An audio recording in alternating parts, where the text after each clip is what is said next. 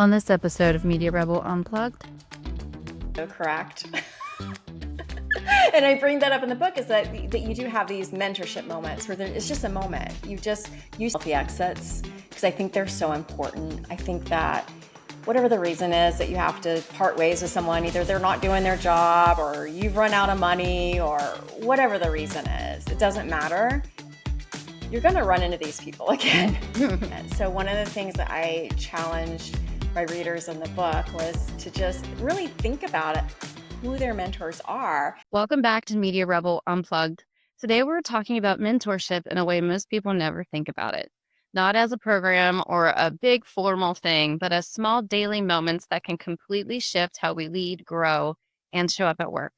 My guest, Amy Summers, is the host of two podcasts, The Pitch with Amy Summers and Pitch Live with Amy Summers. She's an entrepreneur, communications expert, and the author of the upcoming book, 10 Mentorship Touchpoints to Empower Your Team and Accelerate Your Career, which will be out in February of 2026. Welcome, Amy, to the show today. Thank you so much for having me. I am really curious, what led you into this work around mentorship? Well, it's a good question because it's not like I set out to be a mentorship expert at all. Really, my journey started very early. Was building my business at the age of 27. And like most entrepreneurs and young professionals starting out, I was really just focused on building my company. I wasn't thinking too much about the people that work for me, although I knew that I had to get some people to work for me.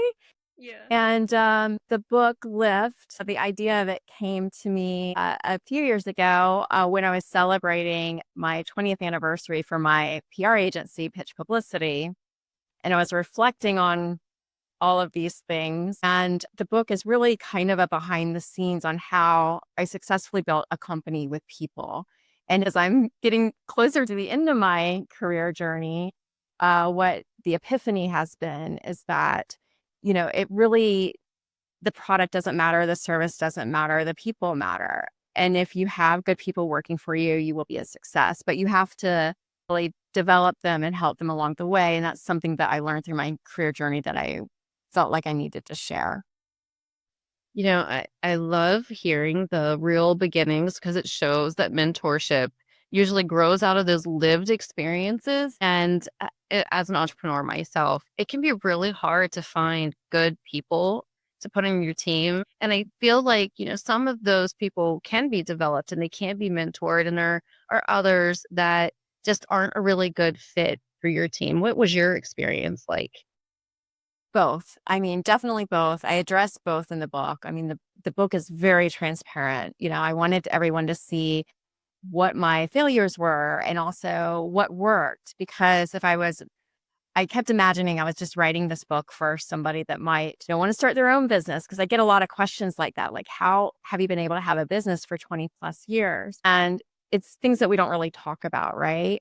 Hiring is hard, managing people is hard, finding the right people is hard. And all of those things I touch on in the book. There's chapters on each of those things, but along the way, I kind of found a system that worked in the interview process, and I share that.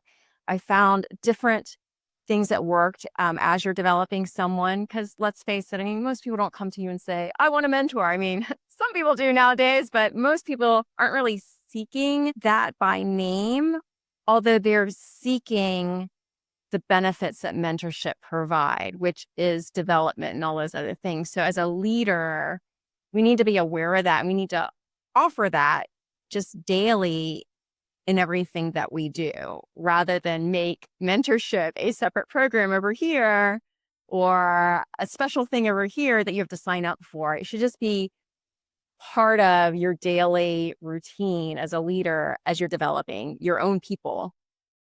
Yeah, I think that's the core of being a true leader and a good leader at that, is that we're mentoring them on this journey. And, we have interns that we take on here. It's the same thing. I mean, that's the key to their professional development, and even, smaller things of like, I just did a speaking engagement at a middle school for their honors program. And we were talking about how it's so important to like identify your audience whenever you're making any type of content and they're actually exploring creating a podcast. So I love that they had turned to me.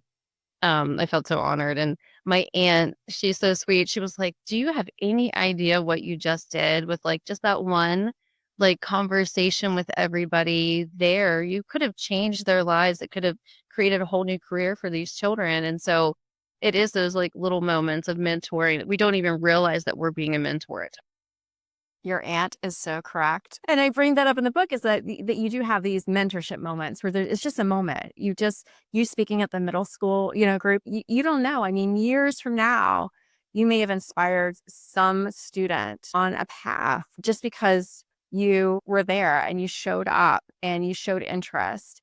And all of those things are so important. And they're even more important now because technology, I mean, it's super helpful. It makes us more productive and makes our lives easier, but it definitely gets in the way of human connection and being present and being in that room with the students and having them feel your energy and excitement. It really does make a difference. I mean, you could probably think of many examples, coming up in your career where someone inspired you.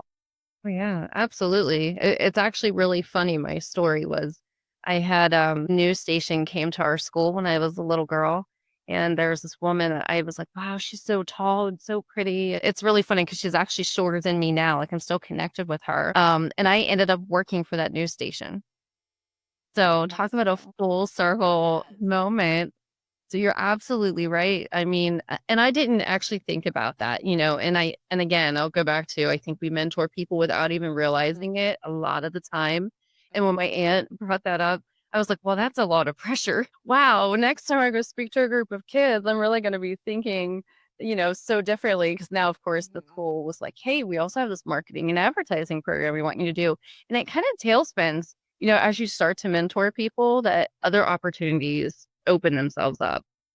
Right. And I think what you just said, like seeing it. So, one of the things that I challenged my readers in the book was to just really think about it, who their mentors are.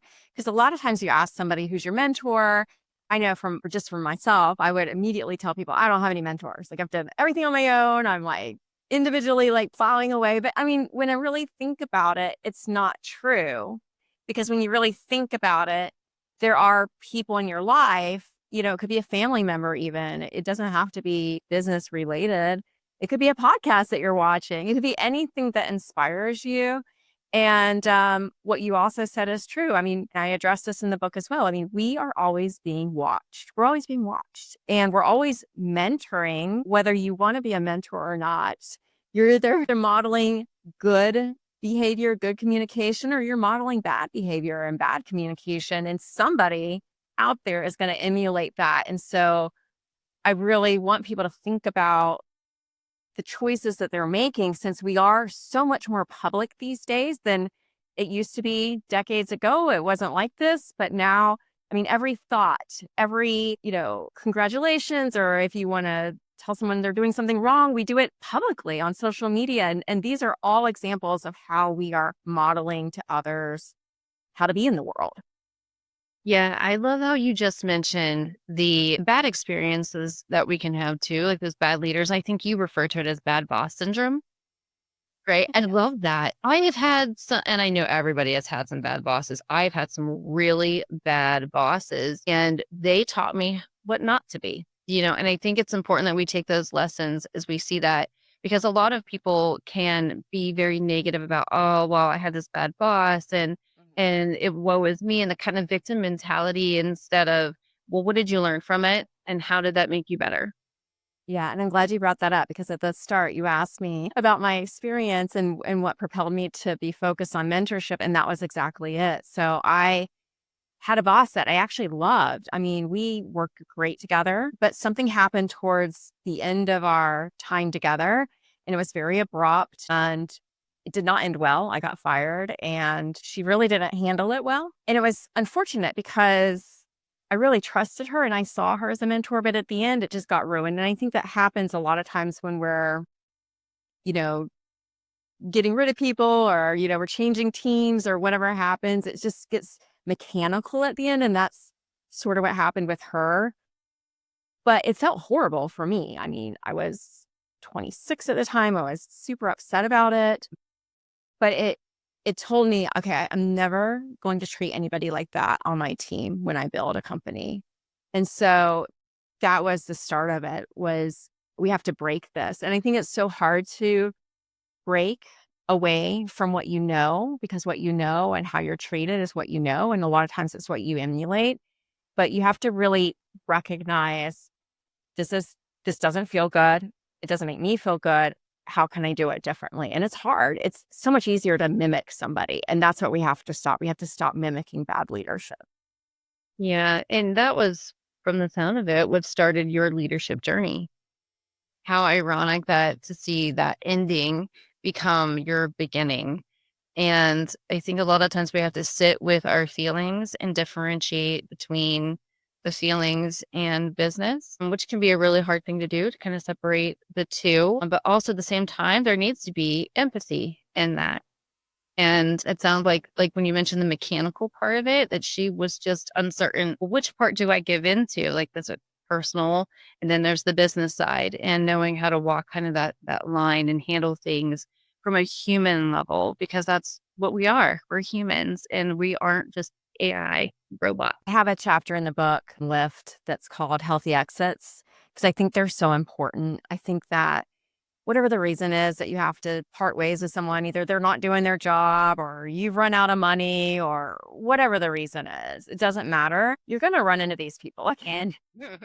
And it's also a teaching moment. It's the way you leave somebody is the way they're going to leave the next person too. So you're actually modeling and teaching how to separate from someone. And it's okay to separate, especially if you can't afford it or if they're not a good fit. But there's a way to do it that doesn't ruin the relationship in a way. And I think that that's really important to look at the endings that we have with people too, because they are people.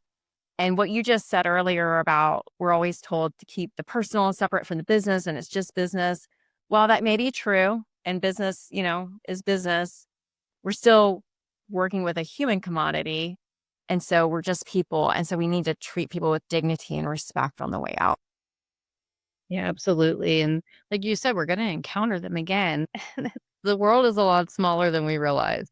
Imagine going into an event and running into them, how awkward it is if you didn't leave it off well, or if they end up becoming an important part of a potential client down the road. And I've even known some people where the person they removed became their boss.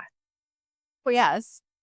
I have an example of this in my book where this happened, and the two individuals ended up doing a deal together to sell a company much later in their careers. But you just never know when even if you're the boss, you never know when you're going to need your team members' help later down the line. So you need to be thinking about all these things because it does matter how we treat people, and people remember for a really long time if they're not treated well. Yeah, I mean, our brains are programmed that way to protect us. So we remember like the worst experiences ever. So we hopefully don't repeat them.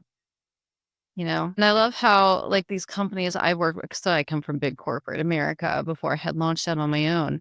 And they would always do the exit interviews. Do you talk about this at all? It's like, Yes. now you care what I have to say? And what are you going to do with that information? Are you really going to truly apply that to your company and make changes? You're going to start identifying patterns, and normally it's too late. And I've seen a lot of these companies, it's like they do that, but nothing happens. Nothing evolves from that. Yeah. Typically, the exit interviews or even the quarterly or annual reviews, they really have not the person in mind, not the professional development of the person or the company. It's more just protecting the company, right? Because they're done from that viewpoint. How are we going to protect the company? I challenge leaders in the book to do their own evaluations, to come up with their own questions in the interview process and the exit interview process and all of the processes, because if you do work for a large company, their job is to protect the company, not the people. But to be a really good leader, you have to really understand the person. And if they give you feedback, be willing to make some changes. So I think there's something that I've heard from you before about leading with curiosity and not control. And I think that that's a really good point. Would you like to tell us a little bit more about that? Sure. I think, the default for most bosses is control, right? We want to be in control of everything, want to have things done on time and people producing work and control, control, control. It's hard to take a pause from that. So the word I like to use is curiosity. So if a team member comes to me and they say, I can't work here anymore, I've got to move on, instead of getting upset about it and then having your brain start going through all the things that you have to do to get them out of there and get the next person in, take a minute and find out what's really going on. I mean, I've had conversations with some people that have ended up staying because there was just a misunderstanding. I've had other people that it had nothing to do with the job, that like they had something going on in their personal life and it was an opportunity for me to help them on a personal level on something that they really felt alone in. So I think just be curious when somebody pushes back or says that they can't do something. There's something else there that you're not seeing. And it could be something that could help you be a better leader or your company be a better company. Or just in a human moment, it could help you be there for that person. They may not have anybody else to turn to. I mean, I have legit had people call me up in tears, Amy, I can't work for you anymore. Well, of course, that devastates me because immediately I'm thinking, oh my gosh, all the work's not going to get done and this client's going to be mad and like, what am I going to do? But if they're coming to you that way, just be curious, take some time. Sometimes they may not even have the answer. So you have to ask a lot of prompt questions. Was it something I said? Was it the isolation of the remote work? Start giving them ideas. Be curious about it until you help them come to a point where they can really talk about it. Yeah, I think having those in-depth conversations is really healthy because, like you said, you want to make assumptions, right? And so it's also for your peace of mind as much as it is for them. Absolutely. Because otherwise, if you have people dropping off on you, you might be wondering, like, what am I doing wrong? And then if you never ask, then you never have the opportunity to fix it. Of course, it is so scary to ask anybody what's wrong because none of us want to hear any criticism about ourselves or what we're doing. But we can't improve if we don't get that feedback. And so this is where that mentorship goes both ways, right? You're mentoring, but along the way, when you're being a really good mentor, if you're receiving information back, you're also being mentored a lot of times by your mentees to be better, but you have to do something with that information. You can't just let it sit there in a suggestion box. Yeah. For those that are stuck in bad leadership, what advice do you have for them? Well, sometimes if you've exhausted all of the things to try to understand your boss or your manager and it's just not getting through, it might be a sign for you to move on. But before you get to that, I would always say, give people the benefit of the doubt. I think people leave jobs too quickly now without having the conversation because they're scared of confrontation and they're scared of what would happen. So if you are struggling with an environment that you feel like is, not a place where you can have your voice heard, get some time on the calendar with your boss, with your superior, your manager. Ask for some time. Let them know how you're feeling, how dedicated you are, how you want to help, but that you feel like there's a disconnect with how you're communicating and see if that doesn't fix it. Sometimes it fixes it because let me tell you, it can be very hard to find another job sometimes and find that it's like seeking that perfect, person to be with, that partner in life. They always caution against that with dating. Like you can't seek the perfect person. The same thing with job is not everything's going to be perfect. Can you work with what you have? The starting point is having a meaningful conversation. And if your boss is not initiating it, you initiate it. You're allowed to initiate it, but let them know that you're dedicated and you're there. Don't start out with the whole list of complaints. Start with, why you like the job, what you're enjoying about it. But here's where I really need some improvement so that I can feel comfortable staying here. and see how it goes. If it doesn't go well, there's your answer. Yeah, and I would hope that, leaders are having one-on-one conversations with their team so that they can prompt those type of conversations. And I think this goes back to being a good leader is having that communication from the get-go so that your team isn't holding stuff in. And I know there are still some people who operate under the passive aggressive mindset. And I think that's also really important as we do some self-reflection that we aren't being that way and can be open to, like you said, hearing that self-criticism or the criticism from others as well, because there's no other way to grow or develop if we stay in a mindset of I do nothing wrong and everything is fine with what I'm doing. We'll never grow from that place. Leaders need to slow down enough to make those impromptu phone calls. Don't schedule a scary meeting. Just check in. How's it going? Anything I can help with? Yes, we tell our team, please contact us if you need anything. But they don't always do that. And a lot of times they're going to go to YouTube or AI first and try to figure it out without us. It is your job. You go to them. You go to them and you ask, how's it going? Can I help you with anything? Great job on this, particular achievement. What else can we do to make things better? Those are great questions for them to have. And it sounds like your book is going to be an amazing tool for people. I am looking forward to when it comes out because I will be grabbing a copy myself. I really thank you so much for being here. And before we say goodbye, could you tell everybody where they can learn more about you, your work, and where they'll be able to get the book when it's out? Yes, thank you so much. I'm very excited about it too. You can go to lifttolead.com and you can learn all about the book that will be coming out February 25th. So I'm very excited about it, and make sure get a copy to you as well.